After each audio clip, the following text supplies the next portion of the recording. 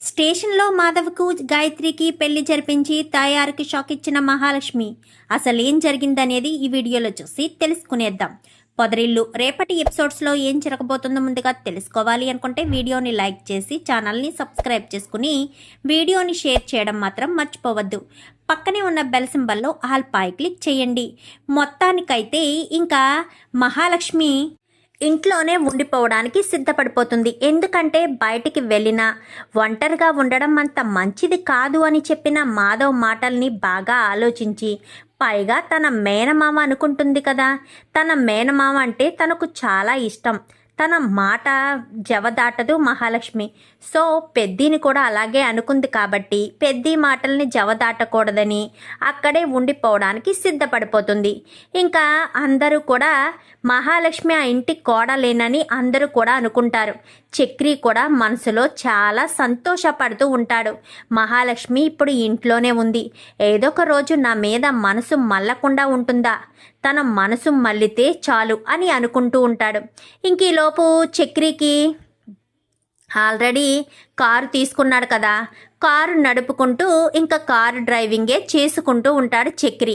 ఇంకా అలా car driving చేస్తూ ఉండగా ఆ కారులో ప్రతాప్ అయితే ఎక్కుతాడు. ప్రతాప్ ఎక్కేసేసరికి ఎక్కడికి వెళ్ళాలి సార్ అని చెప్పి వెనక్కి తిరిగి చూడడంతో, నువ్వా నా ఇంట్లో డ్రైవర్గా చేరి నా కూతుర్ని నా నుంచి దూరం చేసావు కదరా, నిన్ను వదిలిపెట్టను అంటూ మాట్లాడేసరికి, సార్ మీరు ఇష్టం లేని పెళ్లి చేయాలని చూడడం వల్లే మహాలక్ష్మి గారు నన్ను పెళ్లి చేసుకోవాల్సిన పరిస్థితి వచ్చింది. నన్ను ఇష్టపడ్డారు, పెళ్లి చేసుకున్నాము, మేమిద్దరం ఇప్పుడు బాగానే ఉన్నాము, మీరేం మధ్యలోకి రావద్దు అంటూ ప్రతాప్కే వార్నింగ్ ఇచ్చినట్టుగా చెప్తాడు. పదే పదే ప్రతాపు మహాలక్ష్మి దగ్గరికి రాకుండా ఉంటాడు అన్న ఉద్దేశంతో ఇంకా ఇది ఇలా ఉండగా గాయత్రికి పెళ్లి చేయాలని వాళ్ళ ఆయనకి ఫోన్ చేసి చెప్తుంది. దుబాయ్లో ఉన్న వాళ్ళ ఆయనకైతే తయారు చేసేసరికి, ఏమంటున్నావే అనగానే, అవునయ్యా నువ్వు వస్తే అమ్మాయికి మంచి సంబంధం చూసి పెళ్లి చేసేద్దాము, లేదంటే అమ్మాయికి వయసు పెరిగిపోతుంది కదా అని చెప్పాను. కానీ సర్లేవే నేను ఒక నెల రోజుల్లో టైం చూసుకుని వస్తాను అని చెప్పి ఇంకా తన గాయత్రి వాళ్ళ నాన్న అయితే ఊర్లోకి వస్తాడు. ఊర్లోకి వచ్చేసేసరికి అమ్మ గాయత్రి అంటూ రావడంతో, ఒక్క నిమిషం అయ్యా అంటూ హారతిచ్చి మరీ లోపలికి తీసుకొస్తుంది భర్తని. తీసుకొచ్చిన తర్వాత, అమ్మ గాయత్రి నీకొక మంచి సంబంధం చూసి పెళ్లి చేస్తాము అంటూ తన తండ్రి గాయత్రితో మాట్లాడడంతో, గాయత్రి అయితే నాకు భావన తప్ప ఎవరిని చేసుకోలేను నాన్న, నేను చిన్నప్పటి నుంచి భావనే పెళ్లి చేసుకోవాలనుకుంటున్నాను, భావనే చేసుకుంటాను అంటూ మాట్లాడడంతో, నీకేమన్నా పిచ్చి పట్టిందేంటే అంటూ తాయారు మొదలు పెడుతుంది. ఎందుకంటే తాయారే కదా ఆ కుటుంబంలో ఆడపిల్ల నిలవదని, ఆ ఇంట్లో వాళ్ళెవరికి పెళ్ళిళ్ళు కావని శాపనార్థం పెట్టింది. మరి అలాంటిది తన కూతురు నా ఇంటికి కోడలుగా పంపిస్తుందా? పంపించదు. సో అదే విషయం తాయారు గాయత్రికి చెప్పేసరికి గాయత్రి మాత్రం నేను భావనే పెళ్లి చేసుకుంటానంటూ భీష్మించి కూర్చుంటుంది. ఇంకా భార్యాభర్తలు ఇద్దరూ మాట్లాడుకుని ఏదో రకంగా గాయత్రికి పెళ్లి చేసి పంపించేయాలండి, మనం గాయత్రికి పెళ్లి చేయాలంటే ముందు మనం పెళ్లి సంబంధాలు వెతకాలని ఇద్దరు కూడా పెళ్లి సంబంధం మాట్లాడడం కోసమని పొరుగురు వెళ్తారు. అదే అదునుగా తీసుకున్న గాయత్రి గబగబా ఇక్కడికి వచ్చేస్తుంది. ఇక్కడికి వచ్చేసేసరికి ఇంకా గాయత్రి అలా వెళ్ళడం చూసి రామనయ్య వెంటనే తయారికి ఫోన్ చేస్తాడు. ఎక్కడున్నావు అని చెప్పాను కానీ, ఏమైంది అన్నయ్య, ఇలా నీ కూతురు ఆ నారాయణ ఇంటికి వెళ్తుంది అనేసరికి వెళ్ళే వాళ్ళు కాస్త వెనక్కి బయలుదేరి వచ్చేస్తారు. ఇంకా గాయత్రి వీళ్ళ ఇంటికి వచ్చి బావా అంటూ పట్టుకుని ఏడుస్తూ ఉంటుంది. ఏమైంది గాయత్రి, ఎందుకు బాధపడుతున్నావు అనగానే, మా నాన్న దుబాయ్ నుంచి వచ్చాడు, నాకు ఏదో ఒక పెళ్లి సంబంధం చూసి పెళ్లి చేసేయాలనుకుంటున్నాడు, నేను నిన్ను తప్ప ఎవరిని పెళ్లి చేసుకోలేను, నిన్ను మాత్రమే భర్తగా అంగీకరించాలనుకుంటున్నాను, నువ్వు తప్ప నాకు ఎవరూ వద్దు అంటూ మాట్లాడేసరికి, అవును గాయత్రి అంతలా మిమ్మల్ని ఇష్టపడుతున్నప్పుడు మీరు గాయత్రిని ఇష్టపడాలి కదా, ఏడుస్తూ పట్టుకునేసరికి ఏంటి గాయత్రి ఎందుకు బాధపడుతున్నావు అంటూ మహాలక్ష్మి వచ్చి అడుగుతుంది. మా ఇంట్లో మా అమ్మ నాన్న బావు కాదని మరొకరికి ఇచ్చి పెళ్లి చేసేయాలనుకుంటున్నారు మహాలక్ష్మి. బావుకా నా బాధ అర్థం కావట్లేదు, నువ్వైనా చెప్పు మహాలక్ష్మి అంటూ మాట్లాడేసరికి అవును పెద్ది, గాయత్రి మిమ్మల్ని ఎంతగానో ఇష్టపడుతుంది కదా, మరి గాయత్రిని మీరు పెళ్లి చేసుకోవచ్చు కదా అని చెప్పి మహాలక్ష్మి కాస్త మాధవతో చెప్పడంతో ఎలా పెళ్లి చేసుకుంటాను మహాలక్ష్మి, నేను పెళ్లి చేసుకోలేను కదా, ఎందుకంటే మా అత్త అసలే మా మీద ఎప్పుడూ కారాలు మిరియాలు నోరుతూ గొడవకు కాలు దువ్వే రకం. అలాంటిది నేను గాయత్రిని పెళ్లి చేసుకుంటే మా అత్త ఊరుకుంటుందా? మా ఇంటి మీద దుమ్మెత్తి పోస్తుంది. ఎప్పటికే మా ఇంట్లోకి ఎవరు ఆడపిల్లలు రారు అని అందరికీ తెలిసిపోయింది. ఇప్పుడు గాయత్రి పెళ్లి చేసుకుని ఇంట్లో అడుగు పెడితే మాత్రం మా అత్త గాయత్రిని బ్రతకనిస్తుందా? బ్రతకనివ్వదు అని చెప్పి ఇంకా మాట్లాడుతుండగానే యారా లోపల ఏం చేస్తున్నావురా నా కూతురుతోటి, మేము ఊళ్ళో లేని సమయంలో నా కూతుర్ని ఇంటికి పిలిపించుకుంటావా, నీకు సిగ్గనేదే లేదా అంటూ గట్టిగా కేకలు వేస్తూ ఉండేసరికి ఈ లోపు అందరూ వస్తారు. ఎందుకమ్మా ఇక్కడికి వచ్చావా అనగాని నువ్వెందుకు వచ్చావే ఇక్కడికి, ఈ ఇంటి గడప తొక్కొద్దని చెప్పాను కదే, నీకు మరొక పెళ్లి సంబంధం చూసి పెళ్లి చేస్తాను అని చెప్పాను కదా, అయినా నా మాట వినిపించుకోవా అంటూ చాలా గట్టిగా మాట్లాడుతూ తయారైతే మా గాయత్రిని చిత్త కొడుతూ ఉంటుంది. వదలండి, ఎందుకంత అలా కొడుతున్నారు అనగాని నువ్వెవరమ్మా మాకు చెప్పడానికి, మా కూతురి భవిష్యత్ ఏంటో మాకు తెలీదా, మా కూతుర్ని ఎలా చూసుకోవాలో మాకు తెలీదా, మిమ్మల్ని ఇలా కాదు నా కూతుర్ని దాచిపెట్టారని మీ మీద కేసు పెట్టిస్తాను, మిమ్మల్ని ఊరికే వదిలిపెట్టను, నా కూతురు పెళ్లి కాకుండా చెయ్యాలనుకుంటున్నారు కదా, నా కూతురు జోలికి వస్తే ఎలా ఉంటుందో చూద్దురుగానే అని తయారు, నువ్వు పిల్లని తీసుకుని ఇంటికి వెళ్ళు, వీళ్ళకి ఎలా బుద్ధి చెప్పాలో అలాగే బుద్ధి చెప్తానని ఇంకా అక్కడి నుంచి సరాసరి పోలీస్ స్టేషన్కి వెళ్ళి పోలీస్ స్టేషన్లో కంప్లైంట్ ఇస్తాడు. కంప్లైంట్ ఇచ్చేసరికి పోలీసులు కాస్త ఇంటికొచ్చి మాధవని, కేశవని, కన్నాని, చక్రిని మొత్తం నలుగురిని, చక్రి ఉండడు, చక్రి కార్ డ్రైవింగ్ కోసం బయటికి వెళ్తాడు. వీళ్ళ ముగ్గురితో పాటు నారాయణ్ని కూడా నలుగురిని అరెస్ట్ చేసి తీసుకువెళ్ళి చిత్త కొట్టేస్తారు. ఇంకా చాలా దెబ్బలు తగులుతాయి. మాధవనైతే చాలా గట్టిగా కొడతారు. మహాలక్ష్మికి ఏం చేయాలో అర్థం కాదు. చక్రికి ఎన్నిసార్లు ఫోన్ చేసినా Chakri phone out of coverage area అని వస్తుంది. అంటే చక్రి వెళ్ళిన చోట సిగ్నల్ ఉండదన్నమాట. ఇంకా మహాలక్ష్మికి ఏం చేయాలో అర్థం కాక సరాసరి గాయత్రి దగ్గరికి వెళ్తుంది. గాయత్రి కలుద్దామంటే తయారు ఇంట్లోనే ఉంటుంది. ఏదో రకంగా గాయత్రిని కలవాలని, గాయత్రి ఎప్పుడు వెనక గుండా వస్తుంది కదా, అలాగే తను ఇంటి వెనక్కి వెళ్ళి ఇంటి వెనక ఉన్న గోడ దూకి గాయత్రి రూమ్లోకి వచ్చేసేసరికి అక్కడ మీ బావను, కేశవని, కన్నాని, అలాగే మీ మావయ్యని అందరినీ కూడా అరెస్ట్ చేయించాడు మీ నాన్న. నువ్వు స్టేషన్కి వచ్చి వాళ్ళెవరూ నన్ను ఏమీ చేయలేదని చెప్తేనే గాని వాళ్ళని విడిపించరు అని చెప్పి ఇంకా మహాలక్ష్మి కాస్త చెప్తుంది. ఖచ్చితంగా వస్తాను, కానీ నేను చెప్పినట్టు కూడా నువ్వు చేస్తే నీకు మీ బావకు ఆ స్టేషన్లోనే పెళ్లి జరుగుతుందని మహాలక్ష్మి చెప్తుంది. ఏంటి మహాలక్ష్మి ఏమంటున్నావు? అవును, నువ్వు మీ బావని ప్రేమిస్తున్నానని, మీ బావ లేకపోతే నేను చనిపోతానని, నేను మేజర్ని అంటూ నువ్వు అక్కడ మాట్లాడవే అనుకో, ఖచ్చితంగా మీ బావకు నీకు పెళ్లి జరిపిస్తారు. అప్పుడు మీ అమ్మ, మీ నాన్న, మీ మామయ్య ఎవరు అడ్డుకున్నా మీ పెళ్లి ఆగదు. మీ బావతో నీకు పెళ్లి జరగాలి అని నువ్వు కోరుకుంటే మాత్రం ఖచ్చితంగా నేను చెప్పినట్టు చెయ్యి, లేదంటే మాత్రం ఎట్టి పరిస్థితుల్లో మీ బావకు నీకు పెళ్లి జరగదు అంటూ చెప్పేసేసరికి ఖచ్చితంగా చేస్తాను. మా బావ నాకు కావాలి, మా బావ లేకపోతే నేను బ్రతకలేను, మా బావను నేను పెళ్లి చేసుకోవాలి అనుకుంటున్నాను, ఖచ్చితంగా మా బావ కావాలి అంటూ ఇంకా గాయత్రి చెప్పడంతో అయితే రా గోడ దూకి వెళ్దామని ఇంకా ఎవరితోటో మాట్లాడుతూ ఉంటుంది. ఇంకా వెనక గోడ దూకి ఇద్దరు కూడా సరాసరి పోలీస్ స్టేషన్కి వచ్చేస్తారు.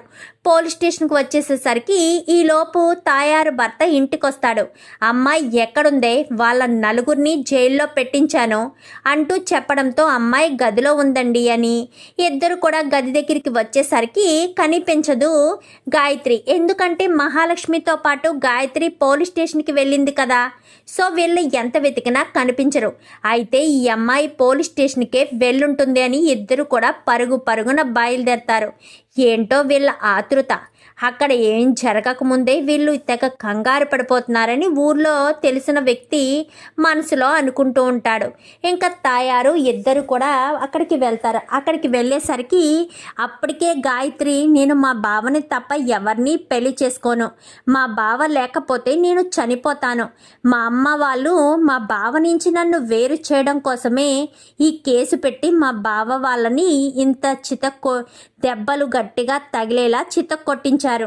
అయినా మా బావ చేసిన తప్పేంటి? నేనే మా బావ వాళ్ళ ఇంటికి వచ్చానే తప్ప మా బావ నాది ఇంటికి రాలేదు, నన్ను పిలవలేదు. నేను మా బావని తప్ప ఎవరిని పెళ్లి చేసుకోను. అది మీకు అర్థమవుతుందా? కాదు కూడదు అంటే నా ప్రాణాలు తీసుకుంటాను అంటూ ఇంకా గాయత్రి తెగేసి చెప్తుంది. మహాలక్ష్మి ఇచ్చిన ధైర్యంతో చెప్పేసేసరికి, ఏం మాట్లాడుతున్నావే, నీకేమన్నా పిచ్చి పట్టిందా? నాకు కదమ్మా పిచ్చి పట్టింది, నీకు. నీ కూతురు సంతోషం నీకు అవసరం లేదు, నీ పంతమే నీకు కావాలి.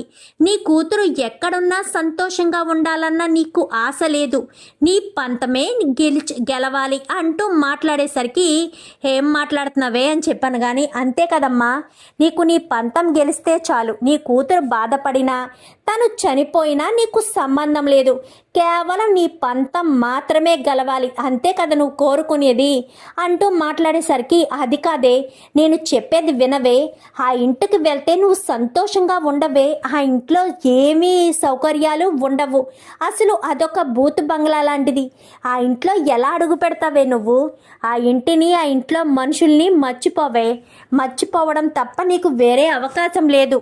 ఇన్స్పెక్టర్, మా అమ్మాయి అలాగే చెప్తుంది, వాళ్ళను మాత్రం ఎట్టి పరిస్థితుల్లోనూ వదిలిపెట్టదు. ఇన్స్పెక్టర్, వాళ్ళు నన్ను ఏమీ చేయలేదు అని చెప్తున్నాను కదా, వాళ్ళని వదిలిపెట్టరా అంటూ ఇంకా ఈ గొడవ జరుగుతూ ఉండగా పై అధికారి కాస్త అక్కడికి వస్తాడు. వచ్చేసేసరికి, నమస్కారం సార్ అంటూ మహాలక్ష్మి మొత్తం విషయం అంతా చెప్పుకొస్తుంది. ఏంటి పర్సనల్ కక్షలు పెట్టుకొని ఏం చేస్తున్నావు ఇన్స్పెక్టర్ అంటూ ఇన్స్పెక్టర్ మీద చాలా సీరియస్ అవుతాడు ఇంకా ఐజీ. అయితే ఇప్పుడు ఏంటమ్మా అనగానే, ప్లీజ్ సార్, నన్ను మా బావని కలపండి సార్, మా బావ అంటే నాకు ప్రాణం సార్, మా బావ కాదని ఎవరైనా నేను పెళ్లి చేసుకుంటే నా ప్రాణాలు తీసుకుంటాను సార్ అంటూ ఐజీ కాళ్ళ మీద పడి మా గాయత్రి కాస్త ఎంతగానో ఏడుస్తూ ఉంటుంది. అమ్మ మహాలక్ష్మి, ఆ అమ్మాయిని ఓదార్చు అమ్మా, ఇప్పుడు నేను అడిగే ప్రశ్నలకు సమాధానం చెప్పు. ఇప్పుడు నువ్వు ఇతన్ని పెళ్లి చేసుకోవడం వల్ల మీ పుట్టింటి వాళ్ళకి శాశ్వతంగా దూరం అయిపోతావు, అది నీకు ఇష్టమేనా అని చెప్పాను కానీ, ఇష్టమే సార్, నేను మా బావతో కలిసి ఉండాలని కోరుకుంటున్నాను, మా బావ అంటేనే నాకు ఇష్టం, మా బావను తప్ప నేను ఎవరిని పెళ్లి చేసుకోలేను, నా బాధను అర్థం చేసుకుని మీరైనా నాకు మా బావకు పెళ్లి జరిపించండి సార్ అని చెప్పి ఇంకా ఎంతగానో బ్రతిమాలేసరికి, ఏం మాట్లాడుతున్నారు అయినా, మా ఎవరికి ఇష్టం లేని పెళ్ళి వాడితో జరగడానికి వీల్లేదు అని చెప్పాను కానీ, ఇంతకీ ఎవరమ్మా నువ్వు? మీ పెళ్ళి చెయ్యండి అంటూ నీ వెనక ఉంది కదా తన తల్లిని నేను అని చెప్పాను కానీ, ఓహోనో, ఈ అమ్మాయి కన్నా తల్లివి నువ్వేనా, వాళ్ళిద్దరినీ విడగొట్టాలని చూసింది నువ్వేనా అంటూ మాట్లాడేసరికి, అవును నేనే, ఇప్పుడు ఏంటంట, నా కూతురి పెళ్ళి నాకు ఇష్టమైన వాళ్ళతో జరిపిస్తాను, అడగడానికి మీరెవరు, కాదనడానికి మీరెవరు అంటూ మాట్లాడేసరికి, ఇన్స్పెక్టర్నే ఎదిరించి మాట్లాడుతున్నావు, మీకేమైనా అర్థమవుతుందా? ఎవరైతే నాకేంటయ్యా, నా కూతురి భవిష్యత్తు గురించే నేను ఆలోచించుకుంటానే తప్ప వేరే వాళ్ళ గురించి ఆలోచించవలసిన అవసరం లేదు. అయినా నా కూతురి పెళ్లి ఎవరితో చేయాలో నాకు బాగా తెలుసు, మీరేమీ నిర్ణయం తీసుకోనవసరం లేదు. స్టేషన్లో మాధవ్కు గాయత్రికి పెళ్లి జరిపించి తాయారుకి షాక్ ఇచ్చిన మహాలక్ష్మి అసలేం జరిగిందనేది ఈ వీడియోలో చూసి తెలుసుకునేద్దాం. పొదరిల్లు రేపటి ఎపిసోడ్స్లో ఏం జరగబోతుందో ముందుగా తెలుసుకోవాలి అనుకుంటే వీడియోని లైక్ చేసి ఛానల్ని సబ్స్క్రైబ్ చేసుకుని వీడియోని షేర్ చేయడం మాత్రం మర్చిపోవద్దు. పక్కనే ఉన్న బెల్ సింబల్లో ఆల్ పై క్లిక్ చేయండి. మొత్తానికైతే ఇంకా మహాలక్ష్మి ఇంట్లోనే ఉండిపోవడానికి సిద్ధపడిపోతుంది. ఎందుకంటే బయటికి వెళ్ళినా ఒంటరిగా ఉండడం అంత మంచిది కాదు అని చెప్పిన మాధవ్ మాటల్ని బాగా ఆలోచించి, పైగా తన మేనమామ అనుకుంటుంది కదా, తన మేనమామ అంటే తనకు చాలా ఇష్టం, తన మాట జవదాటదు మహాలక్ష్మి. సో పెద్దిని కూడా అలాగే అనుకుంది కాబట్టి పెద్ది మాటల్ని జవదాటకూడదని అక్కడే ఉండిపోవడానికి సిద్ధపడిపోతుంది. ఇంకా అందరూ కూడా మహాలక్ష్మి ఆ ఇంటి కోడలేనని అందరూ కూడా అనుకుంటారు. చక్రి కూడా మనసులో చాలా సంతోషపడుతూ ఉంటాడు. మహాలక్ష్మి ఇప్పుడు ఇంట్లోనే ఉంది, ఏదో ఒక రోజు నా మీద మనసు మల్లకుండా ఉంటుందా, తన మనసు మల్లితే చాలు అని అనుకుంటూ ఉంటాడు. ఇంక ఈలోపు చక్రికి ఆల్రెడీ కారు తీసుకున్నాడు కదా, కారు నడుపుకుంటూ ఇంకా కారు డ్రైవింగే చేసుకుంటూ ఉంటాడు చక్రి. ఇంకా అలా కారు డ్రైవింగ్ చేస్తూ ఉండగా ఆ కారులో ప్రతాప్ అయితే ఎక్కుతాడు. ప్రతాప్ ఎక్కేసేసరికి ఎక్కడికి వెళ్ళాలి సార్ అని చెప్పి వెనక్కి తిరిగి చూడడంతో, నువ్వా నా ఇంట్లో డ్రైవర్గా చేరి నా కూతుర్ని నా నుంచి దూరం చేసావు కదరా, నిన్ను వదిలిపెట్టను అంటూ మాట్లాడేసరికి, సార్ మీరు ఇష్టం లేకుండా లేని పెళ్లి చేయాలని చూడడం వల్లే మహాలక్ష్మి గారు నన్ను పెళ్లి చేసుకోవాల్సిన పరిస్థితి వచ్చింది. నన్ను ఇష్టపడ్డారు, పెళ్లి చేసుకున్నాము, మేమిద్దరం ఇప్పుడు బాగానే ఉన్నాము, మీరేం మధ్యలోకి రావద్దు అంటూ ప్రతాప్కే వార్నింగ్ ఇచ్చినట్టుగా చెప్తాడు. పదే పదే ప్రతాపు మహాలక్ష్మి దగ్గరికి రాకుండా ఉంటాడు అన్న ఉద్దేశంతో. ఇంకా ఇది ఇలా ఉండగా గాయత్రికి పెళ్లి చేయాలని వాళ్ళ ఆయనకి ఫోన్ చేసి చెప్తుంది. దుబాయ్లో ఉన్న వాళ్ళ ఆయనకైతే తయారు చేసేసరికి, ఏమంటున్నావే అనగానే, అవునయ్యా నువ్వు వస్తే అమ్మాయికి మంచి సంబంధం చూసి పెళ్లి చేసేద్దాము, లేదంటే అమ్మాయికి వయసు పెరిగిపోతుంది కదా అని చెప్పాను. కానీ సర్లేవే నేను ఒక నెల రోజుల్లో టైం చూసుకుని వస్తాను అని చెప్పి ఇంకా తన గాయత్రి వాళ్ళ నాన్న అయితే ఊర్లోకి వస్తాడు. ఊర్లోకి వచ్చేసేసరికి అమ్మ గాయత్రి అంటూ రావడంతో, ఒక్క నిమిషం అయ్యా అంటూ హారతి ఇచ్చి మరీ లోపలికి తీసుకొస్తుంది భర్తని. తీసుకొచ్చిన తర్వాత, అమ్మ గాయత్రి నీకు ఒక మంచి సంబంధం చూసి పెళ్లి చేస్తాము అంటూ తన తండ్రి గాయత్రితో మాట్లాడడంతో, గాయత్రి అయితే నాకు భావన తప్ప ఎవరిని చేసుకోలేను నాన్న, నేను చిన్నప్పటి నుంచి భావనే పెళ్లి చేసుకోవాలనుకుంటున్నాను, భావనే చేసుకుంటాను అంటూ మాట్లాడడంతో, నీకేమన్నా పిచ్చి పట్టిందేంటే అంటూ తాయారు మొదలు పెడుతుంది. ఎందుకంటే తాయారే కదా ఆ కుటుంబంలో ఆడపిల్ల నిలవదని, ఆ ఇంట్లో వాళ్ళెవరికి పెళ్ళిళ్ళు కావని శాపనార్థం పెట్టింది. మరి అలాంటిది తన కూతురు నా ఇంటికి కోడలుగా పంపిస్తుందా? పంపించదు. సో అదే విషయం తాయారు గాయత్రికి చెప్పేసరికి, గాయత్రి మాత్రం నేను భావనే పెళ్లి చేసుకుంటానంటూ భీష్మించి కూర్చుంటుంది. ఇంకా భార్యాభర్తలు ఇద్దరూ మాట్లాడుకుని ఏదో రకంగా గాయత్రికి పెళ్లి చేసి పంపించేయాలండి, మనం గాయత్రికి పెళ్లి చేయాలంటే ముందు మనం పెళ్లి సంబంధాలు వెతకాలని ఇద్దరు కూడా పెళ్లి సంబంధం మాట్లాడడం కోసమని పొరుగురు వెళ్తారు. అదే అదునుగా తీసుకున్న గాయత్రి గబగబా ఇక్కడికి వచ్చేస్తుంది. ఇక్కడికి వచ్చేసేసరికి ఇంకా గాయత్రి అలా వెళ్ళడం చూసి రామనయ్య వెంటనే తయారీకి ఫోన్ చేస్తాడు. ఎక్కడున్నావు అని చెప్పాను కానీ, ఏమైంది అన్నయ్య, ఇలా నీ కూతురు ఆ నారాయణ ఇంటికి వెళ్తుంది అనేసరికి వెళ్ళే వాళ్ళు కాస్త వెనక్కి బయలుదేరి వచ్చేస్తారు. ఇంకా గాయత్రి వీళ్ళ ఇంటికొచ్చి బావా అంటూ పట్టుకుని ఏడుస్తూ ఉంటుంది. ఏమైంది గాయత్రి, ఎందుకు బాధపడుతున్నావు అనగానే, మా నాన్న దుబాయ్ నుంచి వచ్చాడు, నాకు ఏదొక పెళ్లి సంబంధం చూసి పెళ్లి చేసేయాలనుకుంటున్నాడు, నేను నిన్ను తప్ప ఎవరిని పెళ్లి చేసుకోలేను, నిన్ను మాత్రమే భర్తగా అంగీకరించాలనుకుంటున్నాను, నువ్వు తప్ప నాకు ఎవరు వద్దు అంటూ మాట్లాడేసరికి, అవును గాయత్రి అంతలా మిమ్మల్ని ఇష్టపడుతున్నప్పుడు మీరు గాయత్రిని ఇష్టపడాలి కదా. ఏడుస్తూ పట్టుకునేసరికి, ఏంటి గాయత్రి ఎందుకు బాధపడుతున్నావు అంటూ మహాలక్ష్మి వచ్చి అడుగుతుంది. మా ఇంట్లో మా అమ్మ నాన్న బావు కాదని మరొకరికి ఇచ్చి పెళ్లి చేసేయాలనుకుంటున్నారు మహాలక్ష్మి, బావుకా నా బాధ అర్థం కావట్లేదు, నువ్వైనా చెప్పు మహాలక్ష్మి అంటూ మాట్లాడేసరికి, అవును పెద్ది, గాయత్రి మిమ్మల్ని ఎంతగానో ఇష్టపడుతుంది కదా, మరి గాయత్రిని మీరు పెళ్లి చేసుకోవచ్చు కదా అని చెప్పి మహాలక్ష్మి కాస్త మాధవతో చెప్పడంతో, ఎలా పెళ్లి చేసుకుంటాను మహాలక్ష్మి, నేను పెళ్లి చేసుకోలేను కదా, ఎందుకంటే మా అత్త అసలే మా మీద ఎప్పుడూ కారాలు మిరియాలు నూరుతూ గొడవకు కాలు దువ్వే రకం. అలాంటిది నేను గాయత్రిని పెళ్లి చేసుకుంటే మా అత్త ఊరుకుంటుందా? మా ఇంటి మీద దుమ్మెత్తి పోస్తుంది.